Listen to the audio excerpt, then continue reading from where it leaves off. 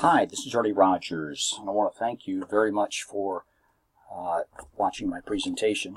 Today what we're going to do is we're going to talk about some tips and all as far as fundraising auction goes. And so this is a presentation that I actually do for everyone that I do a fundraiser for. I just want to make sure that we're all on the same page. So this is called Welcome to Benefit Auctions Made Easy, Streamline, Simplify, Maximize. It's basically 17 tips. It's actually more than 17 tips, but we're going to talk about 17 tips for your gala auction. All right. So our agenda is that we're going to talk about some strategies for item order. And the reason for that is that people aren't really ready for a $3,000 or $4,000 item as far as their first item. So we'll talk about that. We'll talk about some tips for a successful auction. If you're going to be consigning items, we're going to tell you certain things that you do not want to consign. We'll talk about tips on maximizing your silent auction. We'll talk about some tips for item descriptions and how to achieve a smooth flow from check-in to check-out. So the first tip is basically hire a professional auctioneer, not the weatherman.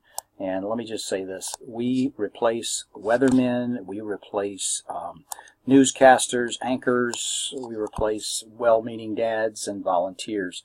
But the bottom line is this is what we do for a living. And I've got several designations within the auction profession. I've been doing this for over 20 years, and so I've done over 1,000 fundraisers. So our whole objective is to maximize the most that we can for your event. So that's my high school yearbook picture right there. I've got several other people that work with me. Bob is one of my auctioneers. He's covers a little bit in Northern Virginia and covers in D.C. as well. This young lady on the right is actually a world champion auctioneer. She helps me in the Baltimore area, in northern Maryland and all that. And that's her daughter on the other side. But Lynn Zink is actually a world champion women's division auctioneer. And she's very, very good. This young lady is actually down in Virginia Beach. She's actually an event planner, but she helps me out from time to time. And she's actually a licensed auctioneer as well. Went out to Worldwide College of Auctioneering out in Mason City, Iowa several years ago. This young gentleman right here has got a photographic memory, and he can actually call auction bids. He can speak 8 languages, self-taught, and he can actually call auction bids in 3 languages, English, German, as well as in Spanish. He's a Spanish teacher. This gentleman right here has been in the auction business forever. His father was an auctioneer in southwestern Virginia. He's actually a medical device salesperson, and I help him, and he helps me, and he's a good guy. He really is. This young gentleman right here, Brian, is going to be a world champion auctioneer. He is placed first runner-up in the World Championship, his most recent contest that he was in 2017. But he's actually placed in the finalists a couple of times, and he will be a world champion auctioneer. He's used to be a TV anchor. He went to Virginia Tech, and he grew up in the business and decided to come back to the business. So the very first thing we want to talk about is you want to make the registration or the check-in process easy.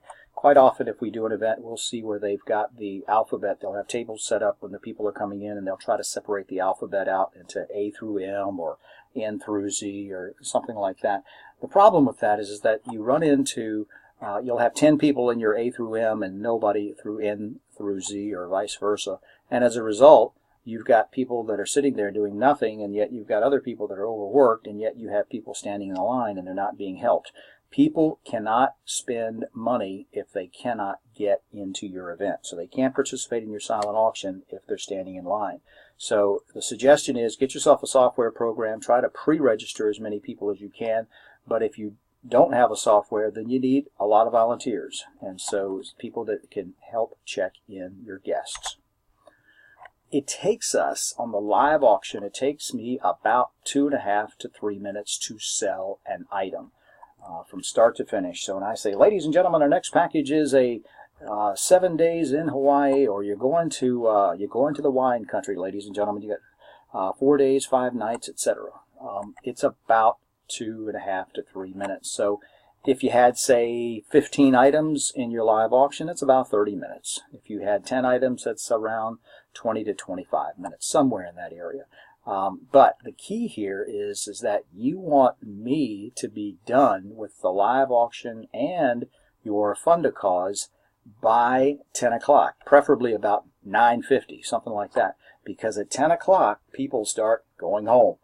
Ladies will be looking at their watches and saying, oh my goodness, we've got a babysitter at home, we've got to go home, and you don't want that. So the point being is that what you need to do is make sure that we are actually done with the live auction and your fund a cause by, say, 9:50, 9:55, something like that, because people are going to leave at 10 o'clock and they can't participate or they can't bid if they're not there.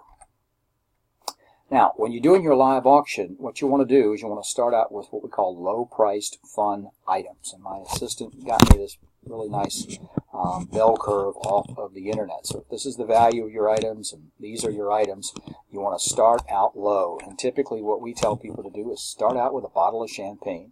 And the reason being is that it's not what the champagne's going to bring, and you don't have to count it as an item. What we're basically trying to do is start out low and get the people warmed up, because they're not ready for a $4,000 item coming right out of the chute.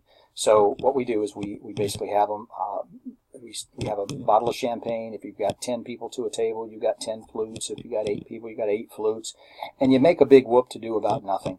The wait staff usually serves it, but what you can do if you have an outgoing or extroverted person that's either your executive director, or one time we had a gentleman by the name of Blair Underwood, who's an actor, and he was at one of our events. We actually had him go around with the wait staff, and somebody got to take a selfie with him, whoever the winner was.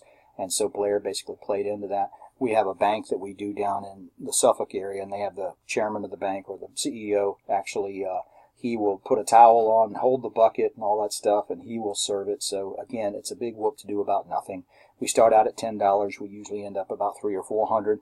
I think the best we've ever done is we sold one for $3,700. Prior to that, the best we'd ever done was $2,600 and sold it twice.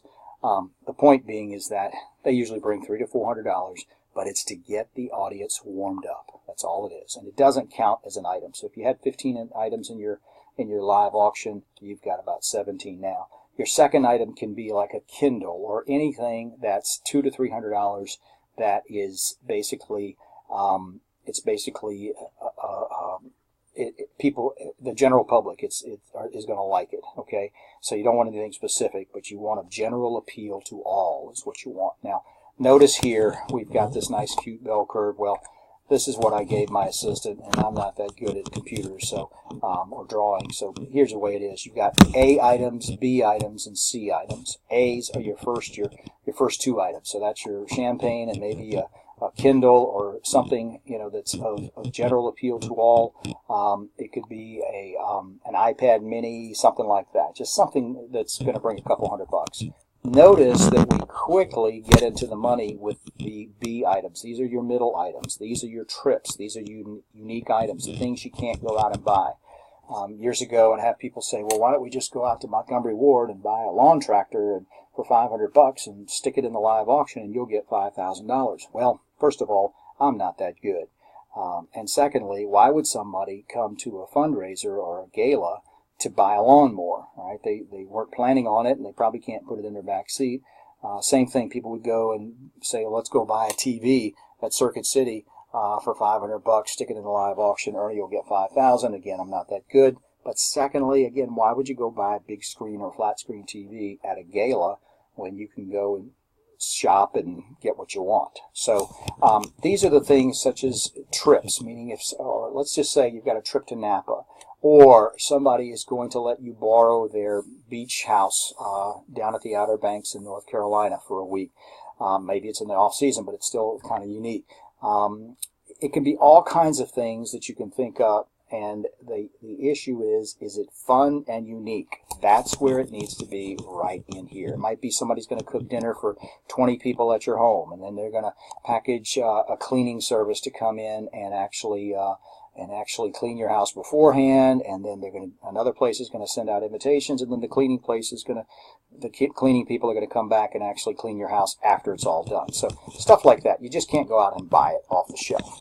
notice here we don't really go into a bell curve because we don't want to be down here you know, with Domino's pizza certificates at the end. And what we want to do is when we get done with the middle items, these items right here might be Redskins tickets. It might be tickets to NASCAR. It might be tickets to the Washington Nationals game, something like that. They'll do better in the live auction than they will in the silent.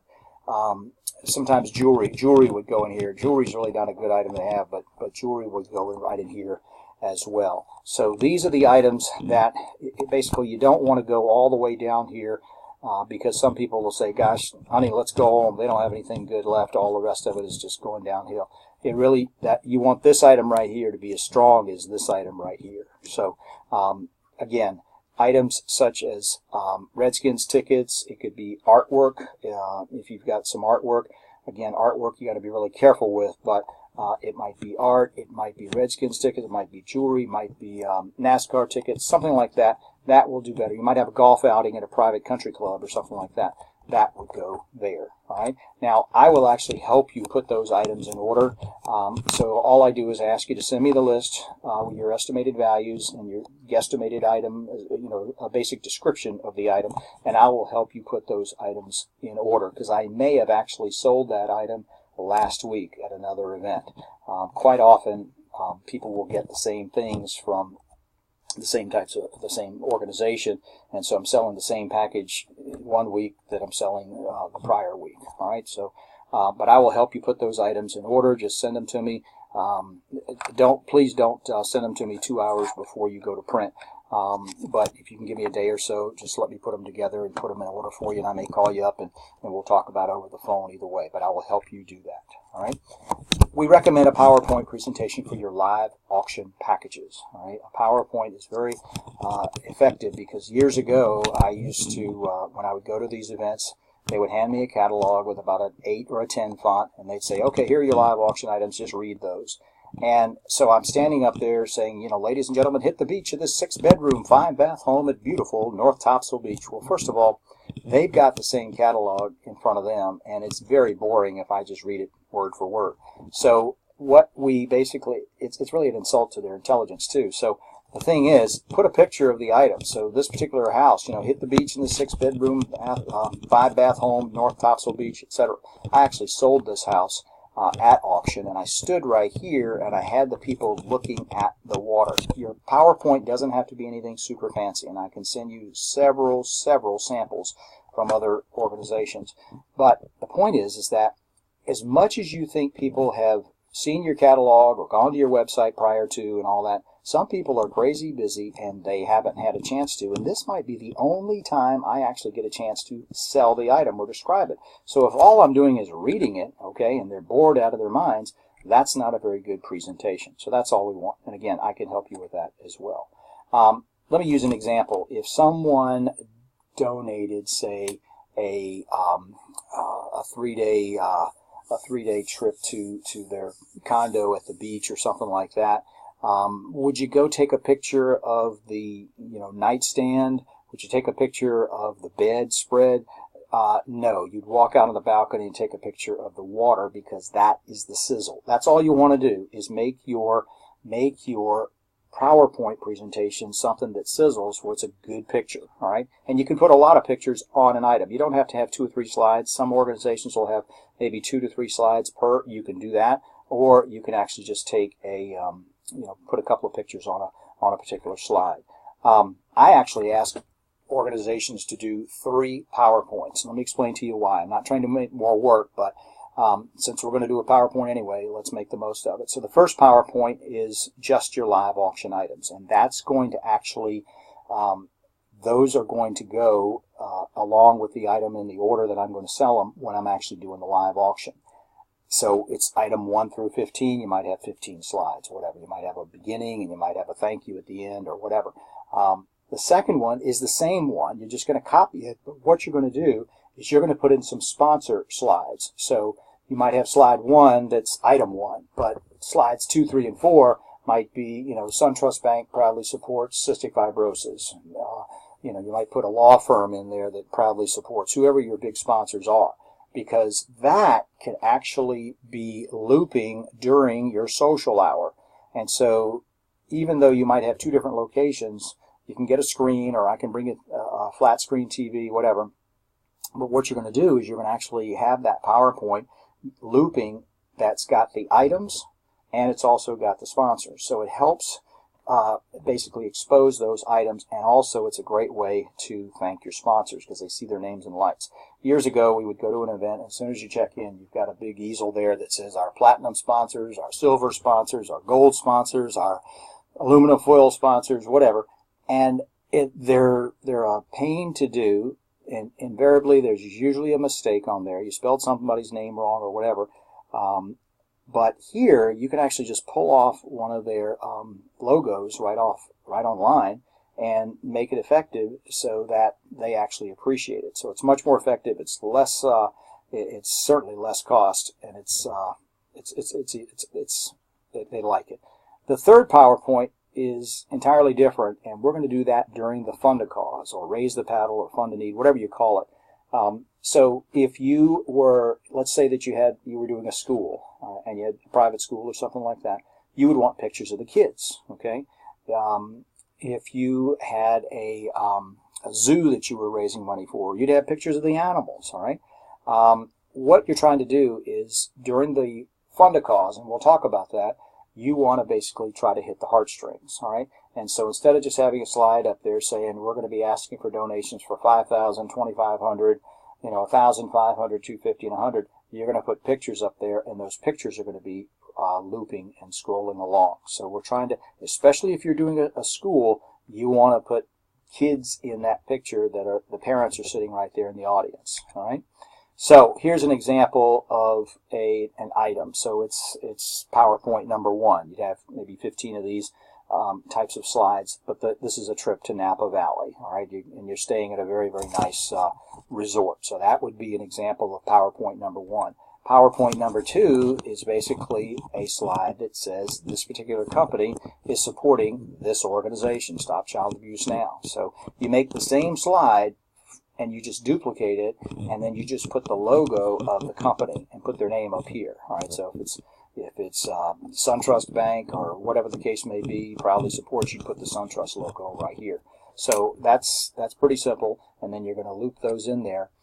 Here's an example if we had kids. All right, so kids, again, if those parents are in the audience, that's huge. Here's an example. It's an organization that actually helps the elderly, and they volunteer, and the point is that here they're building a wheelchair ramp, and it shows them doing it and all that stuff. So that's an example when you are trying to do something.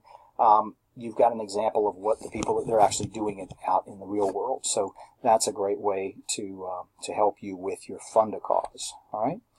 So you want to get big bid cards with big bid numbers. We've actually done auctions where we have had address labels where people they'll say, okay, Mr. and Mrs. John Smith, you are sitting at table number 22 and your bid number is X, bidder number 183 or whatever the case. The point is, we had some that were actually, it was a address label taped onto a star, and it was called Starry Night. So they had a nice little piece of ribbon on there, and it was black lettering on blue, all right? And the point is, you couldn't read them, all right? You just couldn't read them. You couldn't read them across the table, much less I'm 20 yards away. I still can't read it. So we waste time when we do that, all right? So here, what we suggest you do is get black on white lettering on white cardstock, and we will actually give you those. We do them. We do them for free. These are actually half the size of an 8.5 by 11 piece of paper. So if you take an 8.5 by 11 and fold it in half, that's how big these are. They'll fit nicely inside a catalog. There's a reason that we do black on white, and these are about 3-4 inches tall, something like that.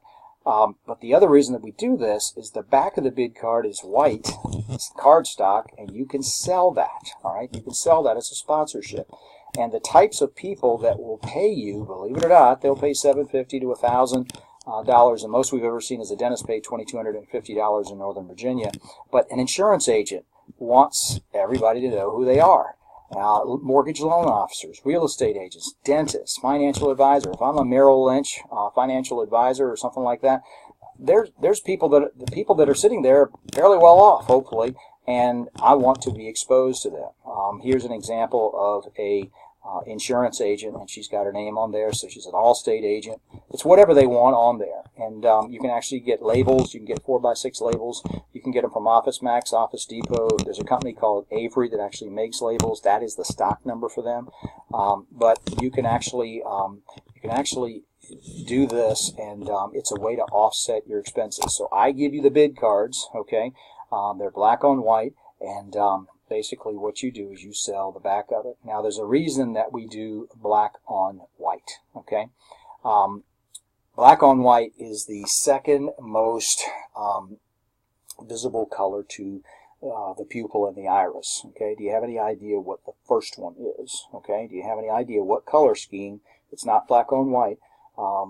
It's not red on white. A lot of people think red because stop signs are red. But in actuality, if you're driving down the road and you see the warning signs on the highways, those, the black on yellow is the one that is the most recognized color to the pupil. The only problem is they make horrible looking bid cards. So we found that black on white was the second, and it's easy to do.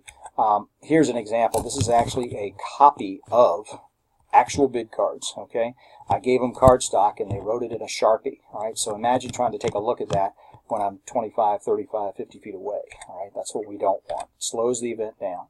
You can sell the front of the podium. So remember I said sell the back of the bid card? Well, you can sell the front of the podium as a sponsorship. So you have a podium sponsor. And guess who will pay money for that? The same type of people that will buy your bid cards. So if you can get $750 to $1,000 to be the podium sponsor, here's an example of just a piece of a plastic sign, cost about $35, $40, whatever. A Bank of America loan officer actually paid $1,000 to have his name there and all that. So it's a great, and actually that was put on with duct tape, believe it or not. Instead of saying the Richmond Sheridan on the back of it, it just says Bank of America, because that is a focal point. All right, when people are looking at me at the podium, they're actually seeing the sign that's right there. So it's a focal point, and that's what people will pay for it. And again, the same type of people will pay you money for that. Yeah, this is huge right here. The public address or PA system needs to be a professional system. Believe it or not, we've had everybody say, well, use the band system. We've not actually ever had a megaphone, but that's actually how auctioneers did it before microphones came along. This is called a podium mic, and it's used very much in a classroom, and it's great if everybody is quiet. Unfortunately, at an auction, most people are not quiet. So this will not work. We were given this in a huge arena. I mean, we're talking where they play basketball games and all that stuff. It was a podium mic. I mean, nobody could hear me. It was horrible.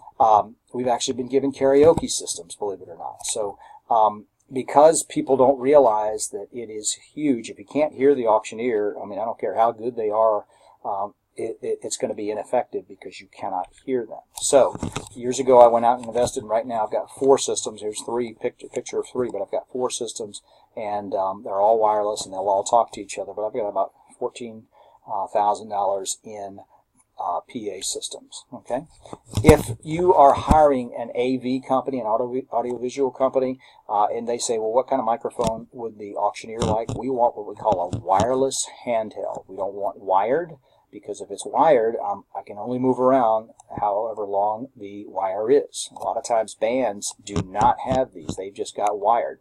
So when somebody says, oh, you're going to use the band system, well, we'll take our own. What we don't want is, here's an example of what we call a lapel mic or a lavalier. That's used very well if I was in a classroom setting, or if I was I was a speaker to an audience that's being quiet. The problem with this is I got to bend down to look in it, and it's just not that loud. So again, we want a wireless handheld. Okay, the lighting needs to be bright. Quite often we will do fundraisers at, say, a private school, and they're holding the auction at the school in the gymnasium. So about Tuesday or Wednesday, the volunteer moms that are putting it together basically take over the gymnasium, and by Friday and Saturday they have turned it into Little Italy or Little Paris, and they've done a fantastic job.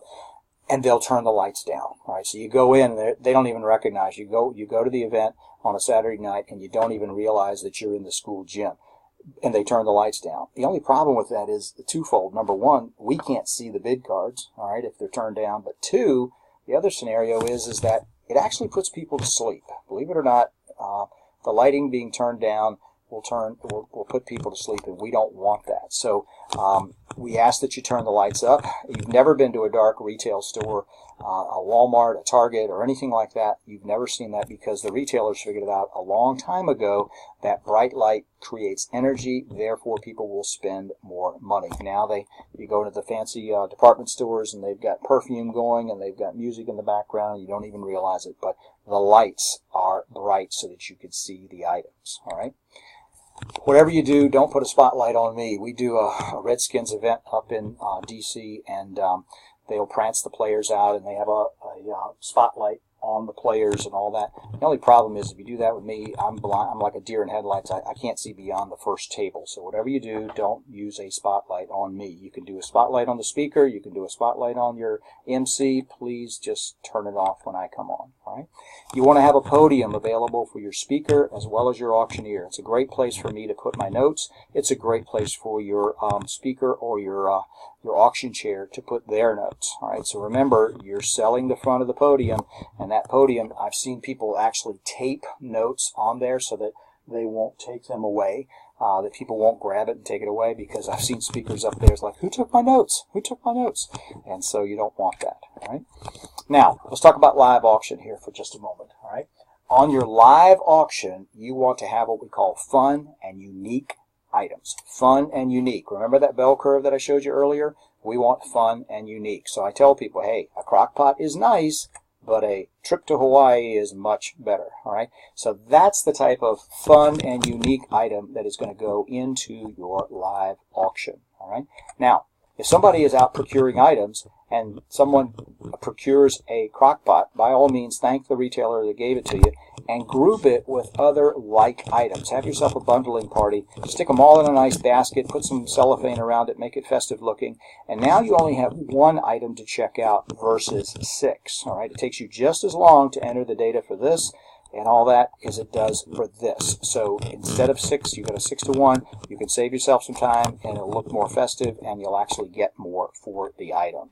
All right. Whatever you do, do not turn anything down. Don't snub your nose and say, oh gosh, we don't want a used car in our gala. Well, guess what? You're right, you don't. But it's an item that I can sell. There's a market for it. It's just not a market at a gala. I actually sold this car down in Williamsburg, and we got like $2,700 for it. And you know, people just don't come to a gala to buy a used car. If you get 1 or 2 people interested, you go outside, you try to start it, and it's been sitting there for a month and a half, and the batteries run down.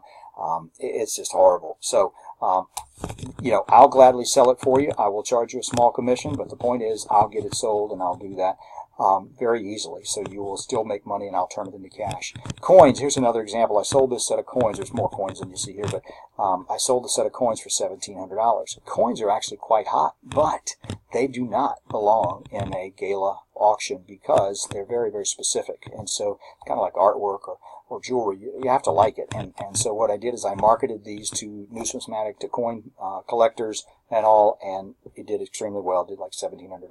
All right.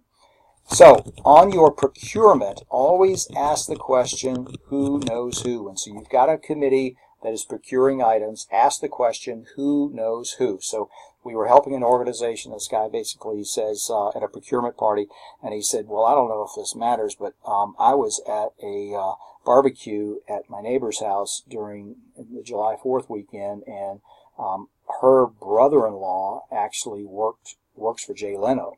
Well, guess what? We were able to get Jay Leno tickets. They got 2 Jay Leno tickets. Didn't cost a dime. They went down to a local Westin hotel and got a voucher that was good for any Westin. I think they paid a couple $100 for it, and it sold for like $1,900. All right. So the point being is that we didn't give them air travel or anything. But imagine this: would you have liked to have gone and been able to attend an Oprah show, or maybe Dr. Phil or Dr. Oz or something like that? Sure you would. All right, and so they actually, it's all, I mean, they have those available, so you just got to get in touch with them. But that's just an example right there. Ask the question, who knows who? Who has a beach house that we could possibly get during the off season? You know, those are the types of things you want to ask.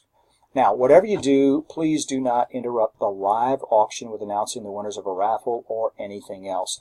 Years ago, we were doing an auction here in town, and a guy came up. We were, you know, like item 6 or 7, and we are rocking and rolling. He comes up, "Hey, Ernie, let's announce the winners of the raffle." And he basically takes the microphone out of my hand, and he starts rattling off some numbers. And, of course, the audience goes quiet because they're trying to look for their numbers and all. And what it basically did is it took the energy away from the live auction. I was down in Naples, and we had a lady that came up to me, and she had a piece of paper, and she basically wrote on there that there was a white Bentley outside with this license number, and their lights were on. And I'm thinking to myself, my goodness, if this person is driving a Bentley, I don't want him leaving the room, okay? So unless I've had people put basketball scores or football scores in front of me, hey, tell them that Tech won or something like that, tell them the score. It's like, I'll do it afterwards. It has nothing to do with this, but we are rocking and rolling and making the organization money, and I don't want to interrupt that flow. So we don't want to be like Kanye and interrupting Taylor. Whatever you do, unless the place is burning down, please don't interrupt. You want bid assistance. Professional bid assistants are going to add to the bottom line. We provide professional bid assistants, and their whole job is to get just one more bid. So what they do is they nicely work with the audience, work with the crowd to get one more bid, and they know when to back off, and that's huge. All right, but they're an extension of me, and they're colorful, they're funny, and you know, it adds a lot of excitement, and that's what you want. Excitement, and it adds energy as well. All right, now let's talk about consigned items. You want to stay away from them if you can, especially furs. Furs are an item that you can really get somebody mad, and that's what you don't want to do. But you could get an animal rights activist in there that can actually ruin your evening, and you do not want to do that. A furrier, if you go out to a furrier and say, listen, can you donate anything to our fundraiser, they'll say, well, I'll tell you what, I can let you have a fur. In fact, I can let you have 3 or 4 of them. You know, all you have to do is get $4,000, and anything above that is yours. You know, we retail these for $10,000. So anything above $4,000 is yours. And I'll even send models. Well, the only problem with that is that you may have some people in your audience that totally are against furs. They're an animal rights activist. They may throw blood. They probably won't.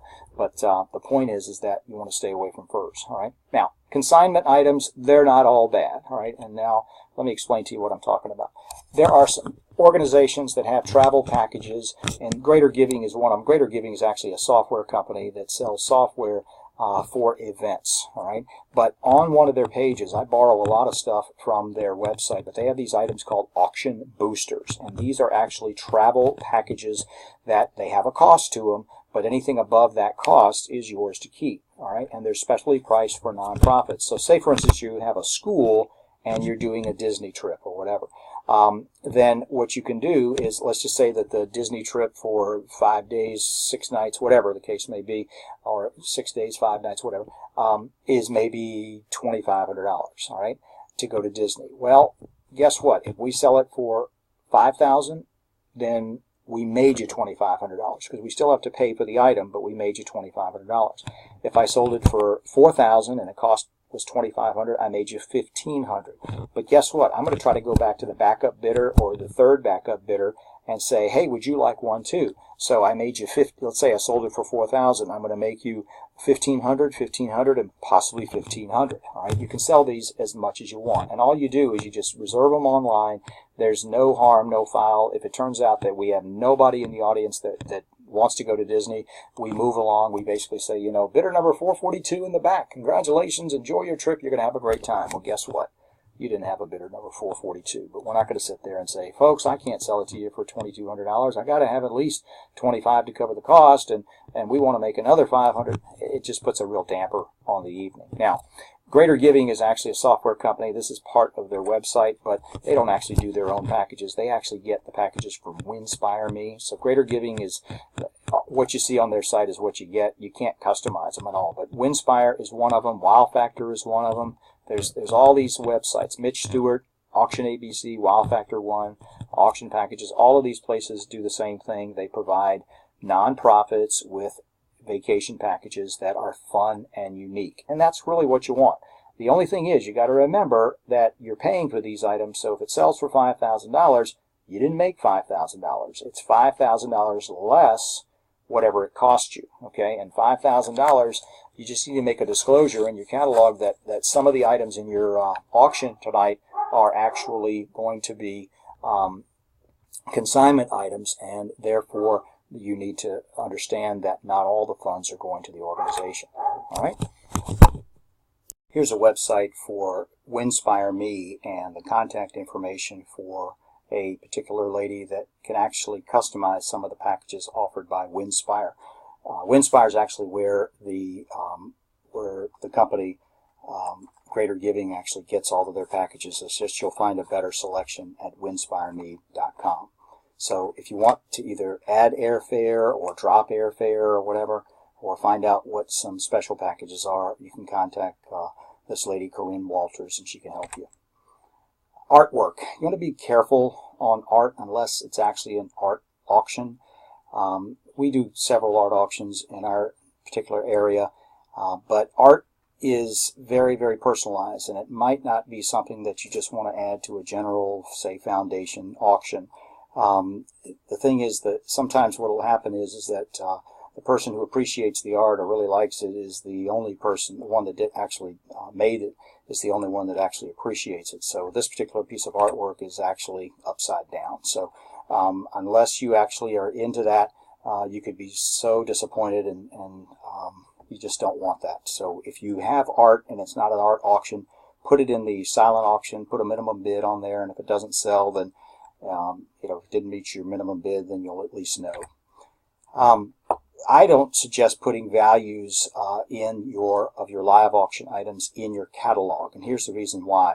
We're all shoppers. We all want a deal. It's human nature. But if you go and put an item, say a description in your catalog, and retail value is $3,000, well, I want a deal, and so therefore I don't want to pay $3,000 for it. I actually help another auctioneer, and they go to the extent of I'm his bid assistant, and they will put the value on the PowerPoint, and he never gets there. It's horrible, and he's told them from time to time. If you get somebody who tells you that, well, the IRS actually requires that you tell the people the value, then great. Set yourself up a table in your silent auction area and have an 8.5 by 11 with a list of all the items and put your retail value on there. That way take a picture of it, put it in your file, but that way you've actually told them the value. But don't rub it in their face, basically saying, you're going to pay too much for this item if you bid over the retail value. Again, let them figure out. So when you give them a receipt, you'll actually put, they get to deduct whatever in excess of the retail was, but there would be no surprises if you put a list out there of the items on the table where you're displaying your live auction items, and that way you've complied with the IRS. I don't think you're going to see the IRS auditing a lot of nonprofits, but I get some of them that are absolutely scared to death that they need to do that, so that's an easy way to do it without totally rubbing it in their face. Fine jewelry. Fine jewelry needs to be exposed. Imagine this. If I actually was 20 yards away from you and held up a beautiful diamond ring and said, ladies and gentlemen, look at this great 3-carat, 2-carat, whatever, diamond ring by whatever the jeweler is. If you haven't seen it up close, you're not going to bid on it. So in this example, we have a young lady wearing item 8 and say item number 11 that are going to be in the live auction. Jewelry is actually something, and so what we do is we promote this person. So this person's going to walk around. We've got these paddles that say, ask me about my jewelry. But this volunteer is going to be walking around during the silent auction, and we are going to make announcements and actually promote her, saying, ladies and gentlemen, we've got Jennifer here, and she's wearing 2 of the items that are going to be in our live auction. She's wearing item number 8, which is a beautiful diamond pendant in 14-karat white gold, plus she's wearing a beautiful ring here that is also studded with diamonds, and it's in white gold as well. Come on over, guys. If you missed that date, if you missed her anniversary, if you missed her birthday, if you missed Valentine's, if you missed Mother's Day, and I know you did, come on over, see Jennifer, and you can actually make amends here tonight. The bottom line is jewelry will never bring what a retail store says it's worth. It just doesn't, but it will do much better if it's exposed versus the first time they get to see it is when we're selling it. So that's something you want to be aware of. Here's a kind of a joke. I basically say, you know, here's my unemployed brother-in-law from the coal mines of West Virginia. And I say, have people there that can afford to be there. Well, my unemployed brother-in-law can't be there because he doesn't have a job, and therefore he cannot afford a ticket to the auction. This is probably one of the most hardest things to do, and so this is where you want either an auction steering committee to get the right people there, or you want your honorary auction chair to basically get out her Rolodex, her contacts, and invite them to the auction. So if people are complaining that your ticket price went up $5 or $10, realize they're not going to give above fair value.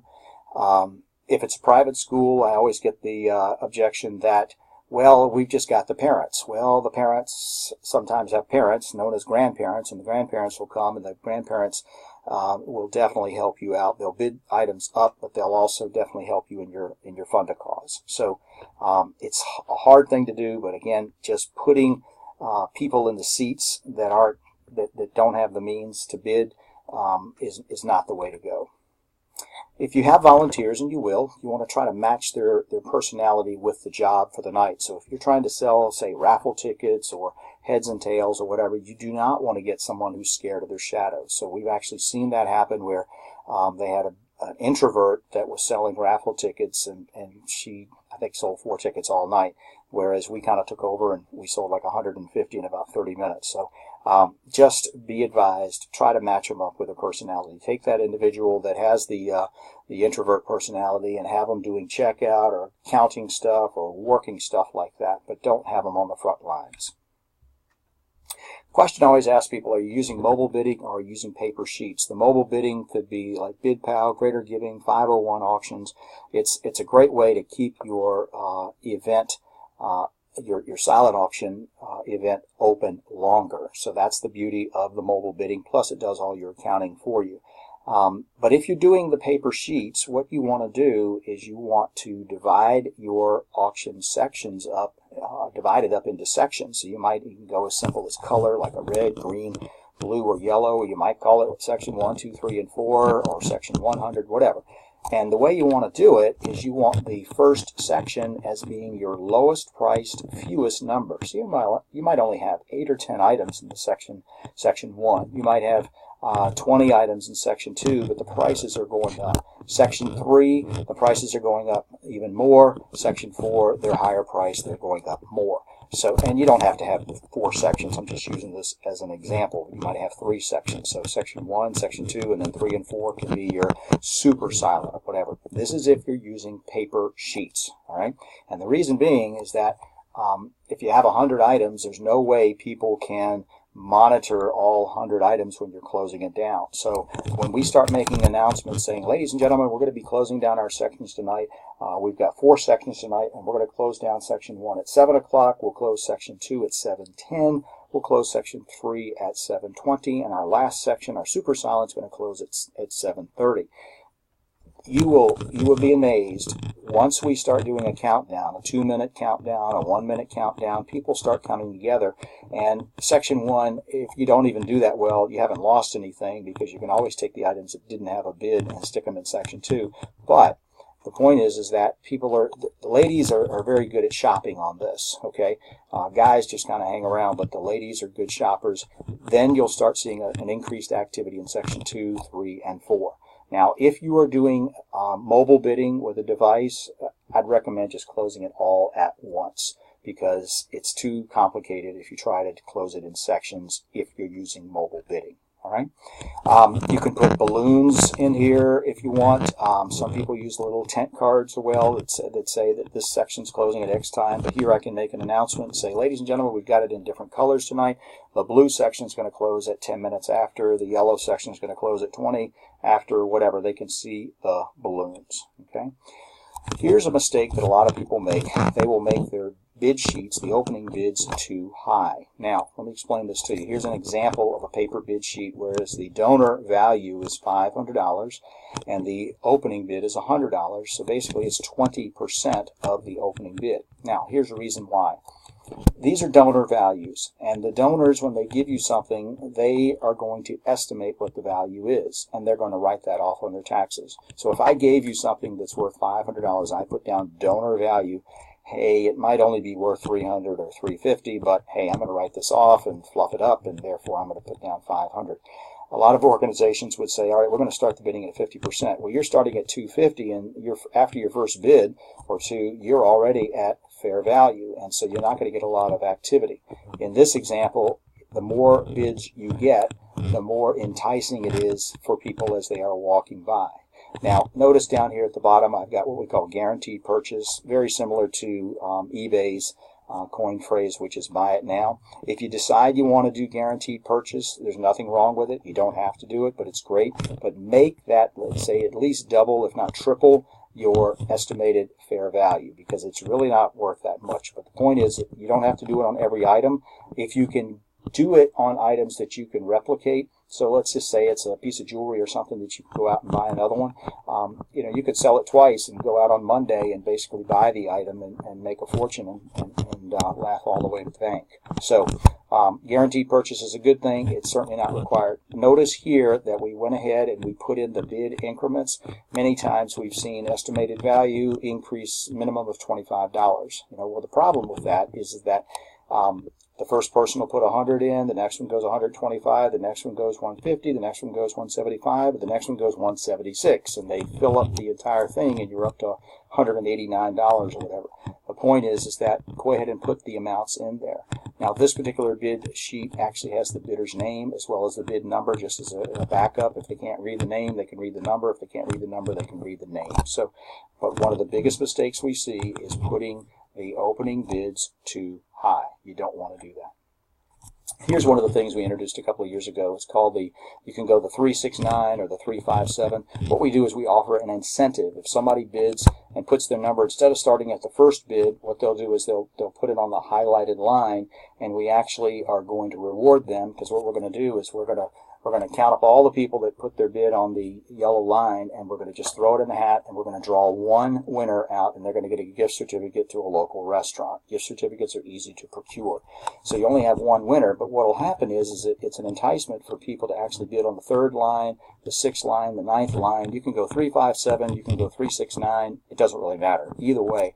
And what we do is we put these highlighted or these tent cards on the tables, and in this particular example, they gave away a $100 Visa gift card. What we generally do is we'll bring like a $1 million lottery scratcher, and it cost us $10 or whatever, but we basically say that somebody could win up to $1 million tonight. So, and it's true, they could.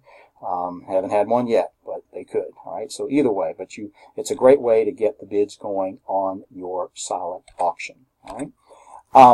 There's two myths with silent auctions. One is the longer we keep that silent auction open, the more money we'll make. So let's just keep it open through the live and close it down, say, midnight. Well, the thing is, people want to go home, so that's not what you want to do.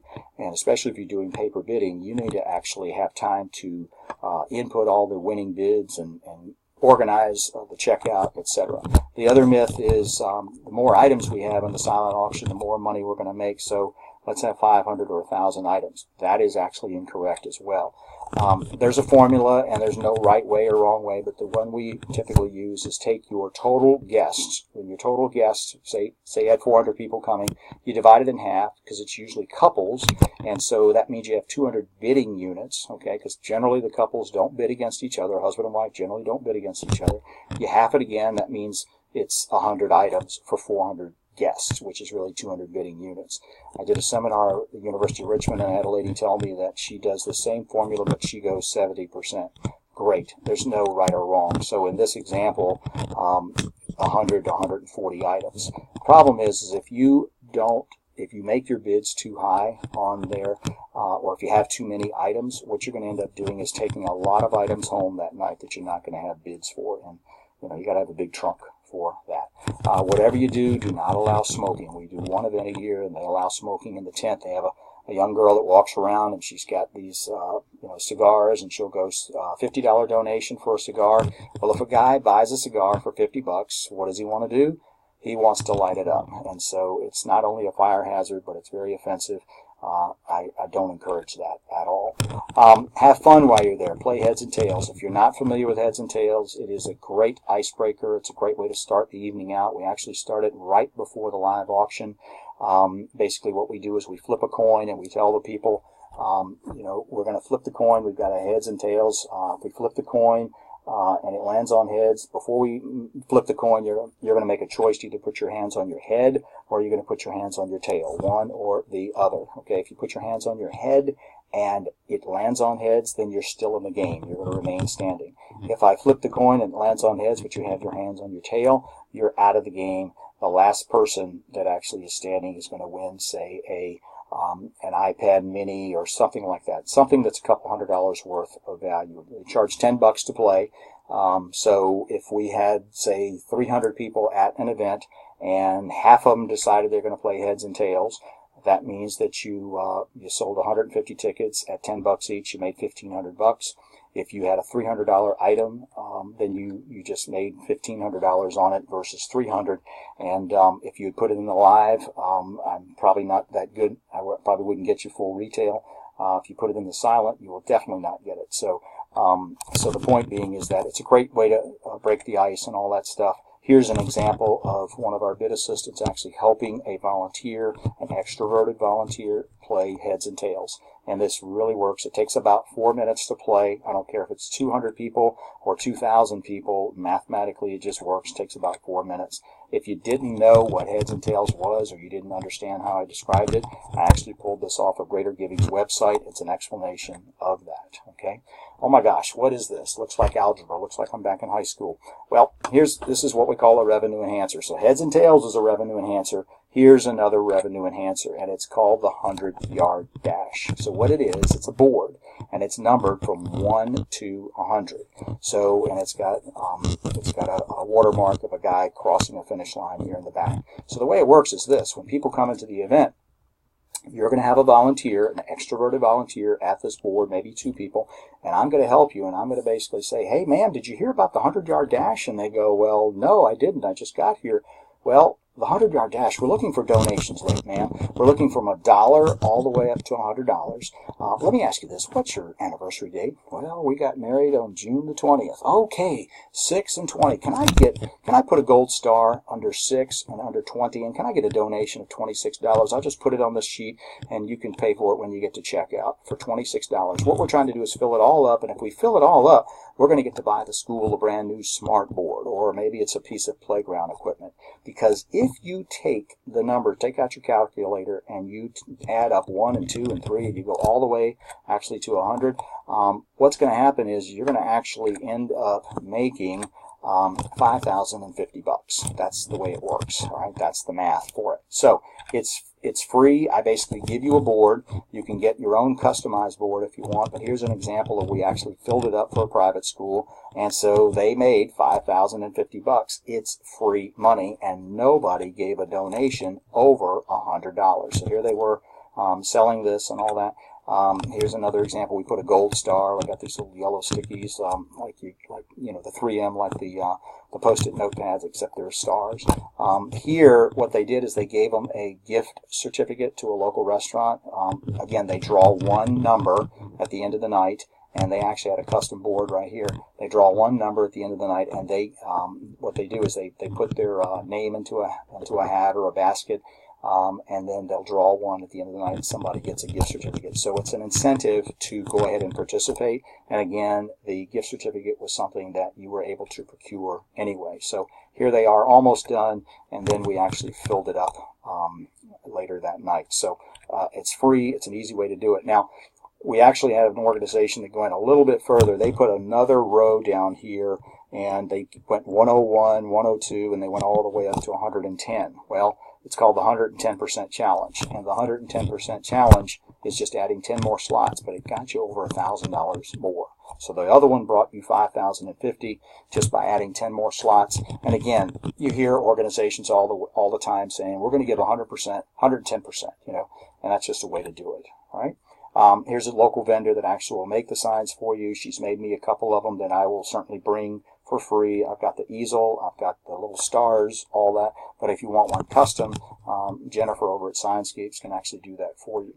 This one is another revenue enhancer, and this is, it's not really a revenue enhancer, it's an option if you are having a difficult time getting live auction packages. This is called Feeder Frenzy. And the way it works is that in your live auction, we might take 6 or 7 gift certificates to local restaurants. And I'm not talking the $5 McDonald's gift cards. I'm talking about maybe $75, $100, $150 gift certificates to local restaurants. So here's the way it works. I basically say, ladies and gentlemen, package number 7 is what we call Feeder Frenzy, ladies and gentlemen. And the way it's going to work is I have got 7 wonderful gift certificates. So I'm not going to sell them all together. I'm going to sell these individually so everybody can have a chance to go out to dinner at one of these local restaurants. So the way it's going to work, ladies and gentlemen, is I'm going to tell you the name of the restaurant. I'm going to tell you how much the gift certificate is, and I'm going to go 1, 2, 3, hands in the air, and the first person that gets their hand in the air is going to get it at that price. So, ladies and gentlemen, here's the way it works. Okay, our very first one is a $100 gift certificate to Fleming's Steakhouse. Ladies and gentlemen, 1, 2, 3, hands in the air. Oh my goodness, I've got several of you with your hands in the air. So stand up if you got your hand in the air. Okay, I've got $100, $110, $120, $130. Sit down anytime you want. $140, $150, $160, sold at $150 to you, man. Congratulations. What's your bid number, man? And I go to the next one. And then by the time I get to the third one, I am going to sell it at face value. So 1, 2, 3, hands in the air. Oh my gosh, I got you, man. And of course, there were lots of people that had their hand in the air, but I chose one, and now somebody got a $75 gift certificate or $100 at face value. When I first saw this at a seminar, I said, you know, this is really cool, but it'll never work in Richmond, Virginia. Well, I have never, knock on wood, I have never sold an item for less than face value. I might start out at 100, 90, 80, 70, 60, 60. Oh my gosh, I've got several of you at 60. Stand up, 60, 70, 80, 90, 100, 110, 120. Sit down anytime you want. Sold your way, ma'am, at $120. I know it sounds crazy, but it does work. Now, if you didn't know what in the world I just said, here's a description, and I can send this to you. So here's a description of how it all works for Feeder Frenzy. The idea is that by the time they get to item 4, they are putting their hand up so quickly, it's unbelievable. So it does become a frenzy. The timeline. The timeline is extremely important, and I can't emphasize how important this is. This is an internal document. This is not what's going in your catalog. Typically in your catalog, you're going to put, you know, the auction starts at 6:30, the event starts at 6:30, and at 8 o'clock, silent auction closes, 9 o'clock we eat, 10 o'clock, you know, it's checkout, 11 o'clock you go home, whatever. It's about 3 or 4 entries. This is more of an internal document. It's telling who's doing what, when, and you want to stick to this, all right? So, for instance, in this scenario right here, you're telling this young gentleman right here that he's got 3 minutes to speak. He can't go long on it, okay? He's got to go 3 minutes. Years ago, we did one, and the opening guy he was supposed to talk 3 minutes, and he basically talked for about 26 or 7, and the executive director is down on the bottom of the stage pulling at his plant's leg because the guy's just rambling on and on. So it's very, very important that we stress to these people. You would give a copy of this to your catering manager. If you've got a DJ, you want to give him a copy. If you've got a band, give them a copy. Let them know what's going on in the evening. It's very important. And we do several events where the timeline is so scripted. It might be, Ernie, at 8 o'clock, you're going to inhale, and then 10 seconds later, you're going to say these 10 words. Some of them are very, very scripted, and that's okay. It generally works better that way, all right?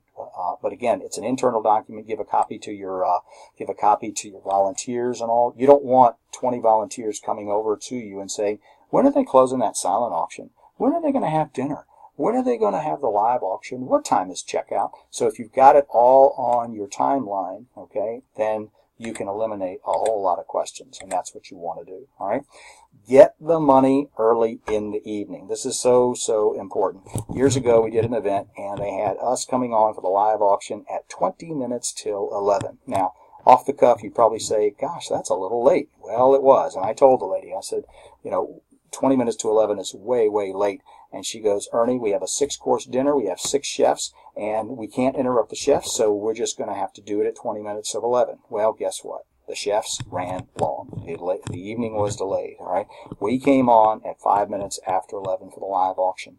Half the audience had left. They started leaving at 9:30. 6 bottles of wine, 6 different courses. They'd had it. And it was on a Friday night as well, so people were tired and the whole bit. So the point being is that you got to get the money early in the evening. People were tired, all right? And so by the time we got done with the live, which is about 20, 25 minutes later, half the audience had gone home again that was remaining. So we had about a quarter of the audience there left to do the fund to cause, all right? So get the money early. Your event can go till midnight, all right? Just get the money early in the evening and just let them dance the night away. If you've got a DJ or a band or whatever, get the money. You should have all the money, meaning your donations, your fund to cause, as well as your live auction and all done by, say, 9:50, 9:55, something like that, because people are going to start leaving at 10 o'clock. Ask for donations. It's called fund to cause, fund to need, fund to cure. It can be whatever you want to call it. It can be called raise the paddle. The bottom line is that, let's say you had 15 items or 10 items in your live auction. Well, that means you can only have 10 or 15 winners, right? And if you had, say, 75 items in your silent auction, you're probably going to have as many as 75 winners. But you've got 300 or 400 people there. And not everybody's going to win something in the live or something in the silent auction. So, fund to cause, fund to need. It's a cash donation period, and depending on the wallet capability of your audience will depend on where you start. Some organizations we start as high as $25,000. Some of them we start as low as $500, and we go from $500 to $250 to $100 to $50 to $25. Or maybe we start at $25,000, then we go to $15,000, then to $10,000, $5,000, $2,500, and we'll work our way down from there. All right.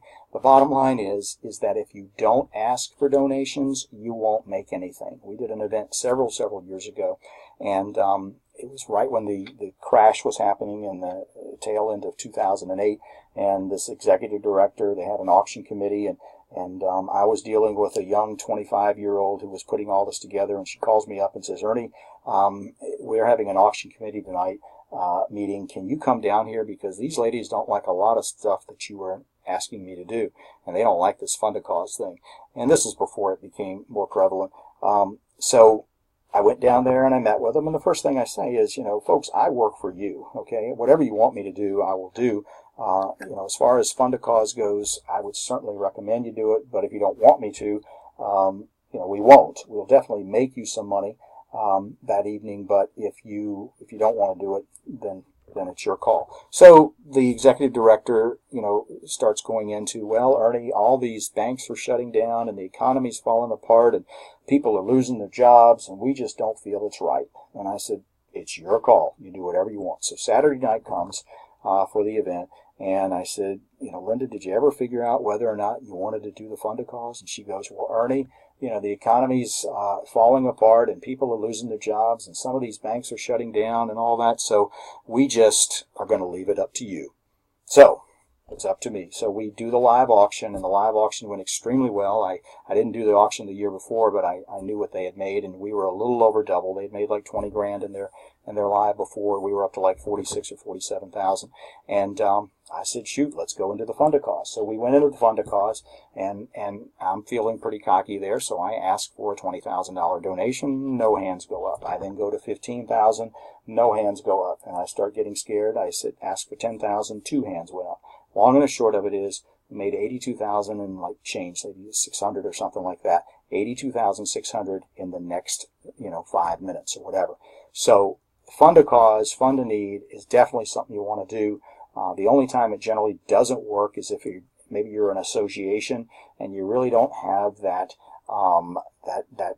pull the heartstrings thing. But if we're doing something that's going to cure a disease, research, maybe it's a school and we're trying to provide either scholarships or a new smart board or whatever. If we earmark that the funds are going for a particular thing, and we can generally get some money from the people, all right? And you're going to have a sweet spot in there, meaning that, say we started at 10,000, we go to 5,000. You might get one person at 10, you might get one at 5, you might get a couple at 2,500, but maybe at 1,000 you got 10 or 15 people. At 500 you got 20 people. So you'll get a sweet spot where you'll find that you're going to make a whole lot of funds, and again, it's free money. So I definitely encourage you to do that.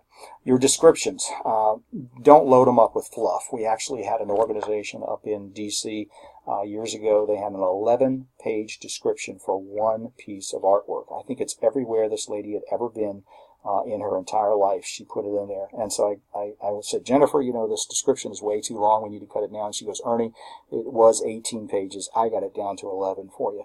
You know, it was not an art auction, you know, about $300 or $400. But the point is that write whatever you want to write in there. Just realize I'm not going to read it all, because I'm not going to say it all. I'm going to look in the description for the items that are going to help me sell it.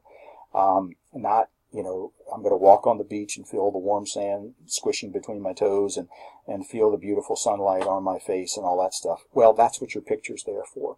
What I'm going to do is tell how many nights it is, that you've got free airfare that's going to go with it, and the stuff that you'll get to do once you get there. I'm going to do whatever helps me sell the item. All right. So if you can do it in 3 sentences versus 3 paragraphs, do it. If you need to disclose as much as you need to, some blackout dates and all that, by all means, write it in there.